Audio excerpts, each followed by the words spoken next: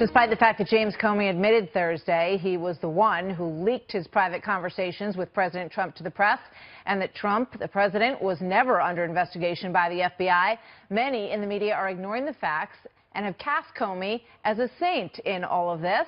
Watch. I think Comey came across as an honest man under oath against a president who really doesn't focus much attention on telling the truth. The big story here is that Trump is completely lost control of this town and of the narrative, and the guy he thought he had swatted off the board is basically running D.C. Today really was, as it was predicted to be, the worst day of the Trump presidency. Just worse than the last day that he covered the story. Howard Kurtz joins us now, host of Media Buzz. Lawrence O'Donnell there, who's had quite a few very dramatic opens over the last several weeks. So, Howie, how did the press do covering this yesterday? Look, James Comey clearly now has a tarnished halo, but because he's calling President Trump a liar, the media are happy to grant him angelic status.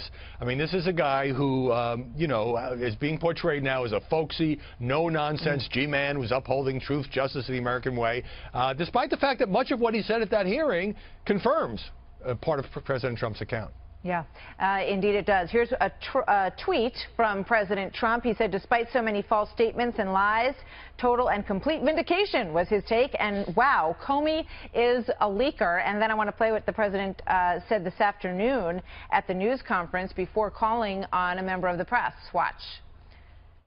Who would like to ask? Should I take one of the killer networks that treat me so badly as fake news? Should I do that? Huh? Go ahead, John. And then he went on to sort of point the finger, talk to John Karl, say, you used to be nice to me, you're not nice to me anymore. It's a tricky situation, and the president clearly feels that a lot of the press is not on its side, and it's been demonstrated by that when you look at the numbers and the percentages of positive to negative stories about this president. Can he get a fair shake from anybody out there these days, Howie? He's not getting a fair shake from most news organizations. Of course, no presidential presser is complete without a shot at fake news. But on this business about Comey being a leaker, he's now an acknowledged, admitted, under oath leaker. And he has been driving the narrative, the media narrative against Trump for about a month now. But for a guy who's from the FBI, he's left a lot of fingerprints. It's pretty obvious to anybody that he was behind these stories about Comey says Trump demanded loyalty. Yeah. Comey says Trump told him to shut down the Mike Flynn investigation.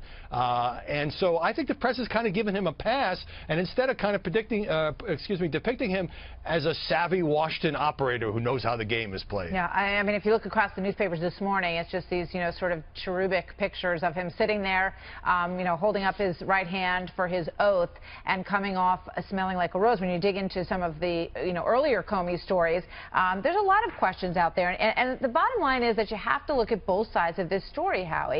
And, it was interesting to me that Chris Matthews, we showed a clip of him a moment ago, but he also pointed out that he believes that the obstruction of justice idea and line of thinking pretty much washed up, he felt, in that room yesterday.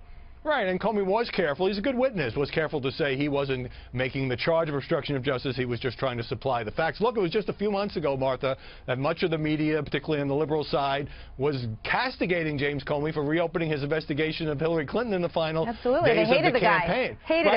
Hated him, but now he's useful because he's an outspoken Trump critic, and so he's getting very nice treatment from the press. And, we ought to be skeptical of both sides, but at the same time, we ought to not just give Comey a free pass, which is what's happening. Exactly. And you wonder why people lose faith in institutions and media to a great extent as well. Howie, thank you very much. Good to see you, sir.